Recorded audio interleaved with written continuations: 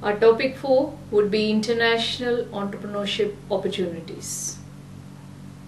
At the end of this topic, students will be able to identify the aspects and importance of international entrepreneurship, identify the available options for entering international markets, and also present the problems and barriers to international entrepreneurship.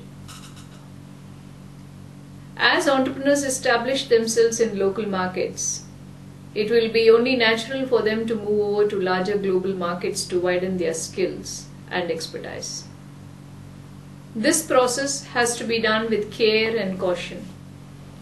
When enterprises cross national boundaries, there will be differences in cultures, laws, languages, demands, and so on.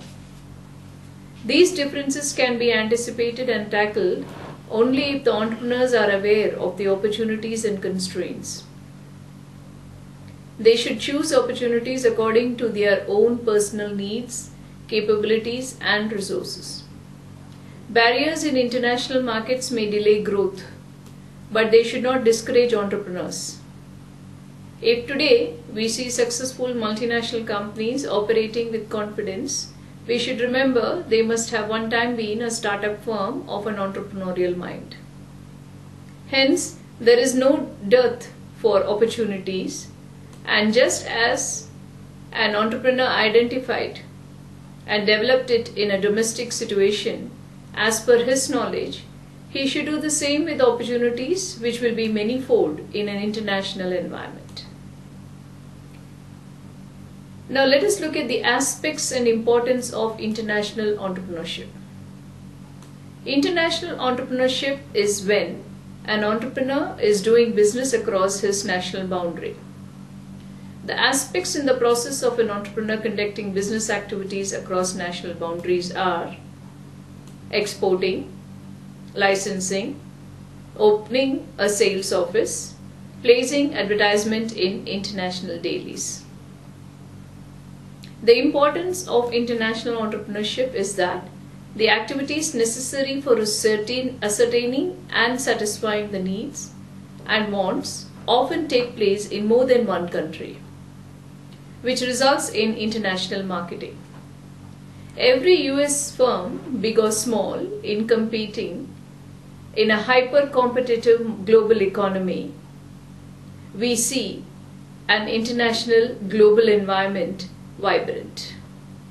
Every entrepreneur must understand the working system in an international level, which is different from the domestic business. This knowledge is important to move forward in the international scene of business activity. So what are the available options for entering international markets?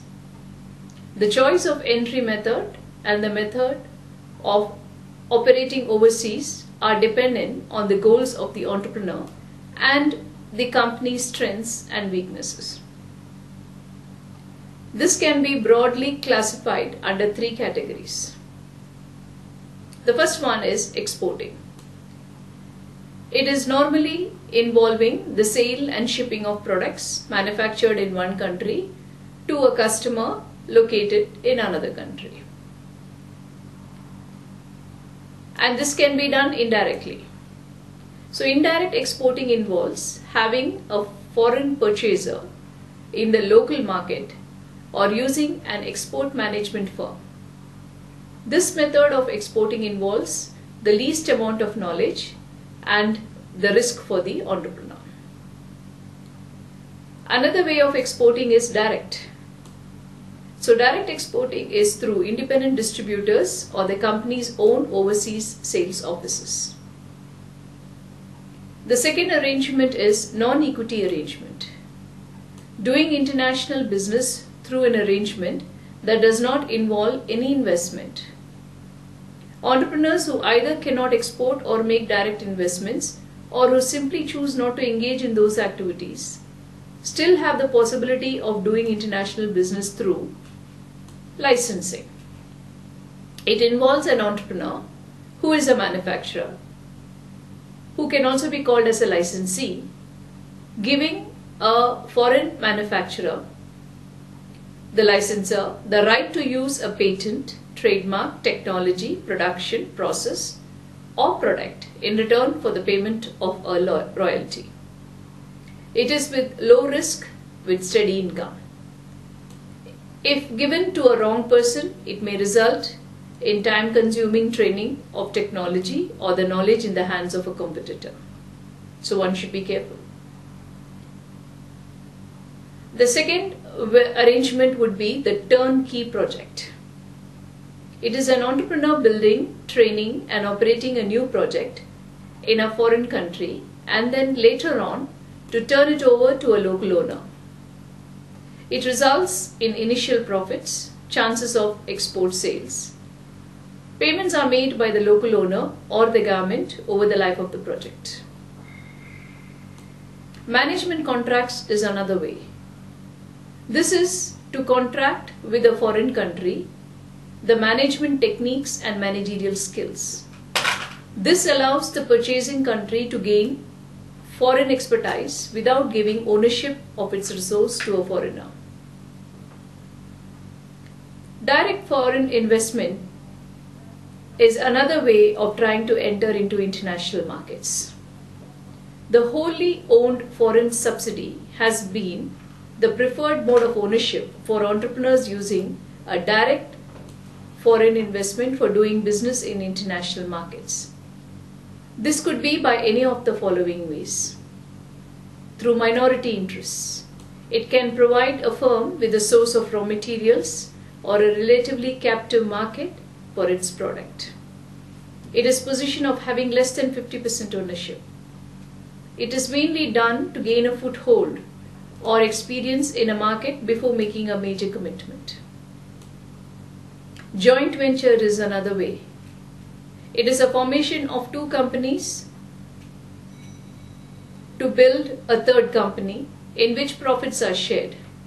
It is a synergy between firms, which means a qualitative impact on acquiring firm brought about by complementary factors inherent in the firm being acquired.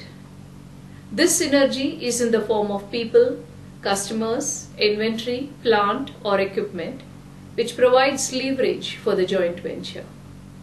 It also provides a competitive advantage. Majority interest is another way. In a technical sense, anything over and above 50% of the equity in a firm is majority interest. This allows an entrepreneur to obtain managerial control while maintaining the acquired firm's local identity. This is done to increase the position later on or as per requirements of regulatory bodies. Next would be the 100% ownership. It is an ownership to engage in international business which assures complete control. This occurs through mergers called horizontal, vertical, product extensions, market extensions, or diversified activity. The positive points are large-scale economies of scale, use of tax rebates, and combining complementary resources.